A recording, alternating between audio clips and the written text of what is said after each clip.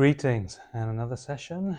Let's look at the lithium market. It's been quite exciting. I haven't done a video for a while because I've just been watching. Um, there's been quite a bit of action. So let's just start with the lithium portfolio in general. So if we take dollar lit, LIT, the ETF of how in general global companies in the lithium sector have been doing, you can see that in this last month in particular, there's been sort of a rise, but then a tailing off again. So there has been some immense interest, but it's sort of flatlined at the same time. What we can also look at is the lithium carbonite price. So I've got a slightly longer horizon here, going back, many months.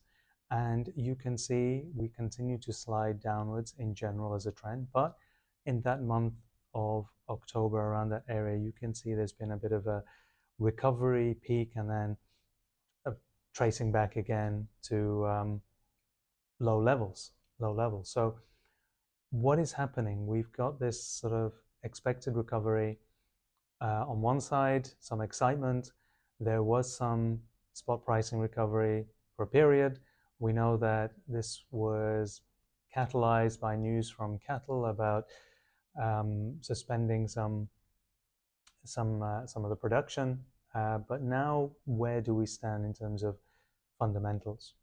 And that's what we're going to look at, fundamentals, because short-term prices, they vary, and it's difficult to really understand what's going on. Is it momentum? Is it trading? Is it, certain players in the market playing around with curves? Who knows? But anyway, so the next slide I'm going to put up for you, these news flows. Now, this is actual news. I think this is information. It's fundamental analysis that we can take account of. So let's take the first one. I mean, Rio Tinto's news. I think it's very positive news. Prior to that, we also had news regarding Pilbara and Latin Resources, and then more recently is GM's investment into Lithium Americas. So we're starting to get a ramp up in investments or taking stakes, the M&A space. That is generally a good sign that there is a reckoning or a restructuring in a particular sector. So I think that's important. Now look at this chart. I pulled this chart from an account on X called Haplo, so providing a reference there. And it's quite interesting, this clock, which tracks the phases of a particular market in the mining sector. Now, you can look at the ring, what phase we're potentially at.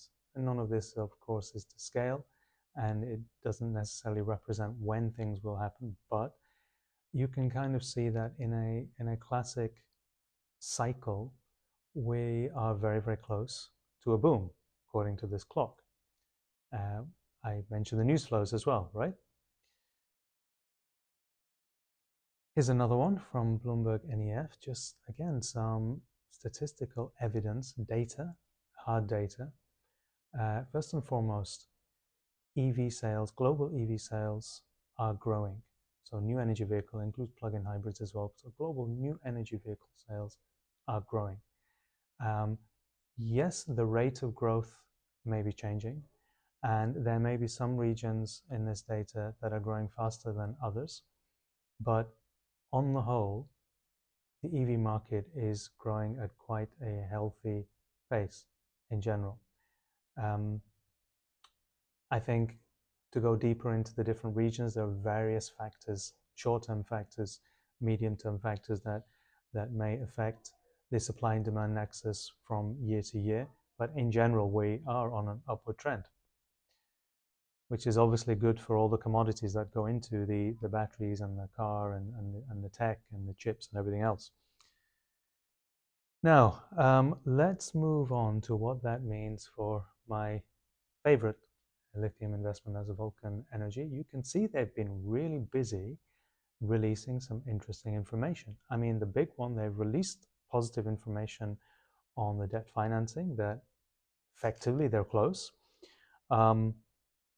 They are releasing their position of what the perception of the market is, and that they're considered to be amongst the top stocks in transition to net zero. We've also seen the commentary from the chairman on the takeover of Arcadium and what that means for the source of lithium. Obviously, very positive on the brine aspect. And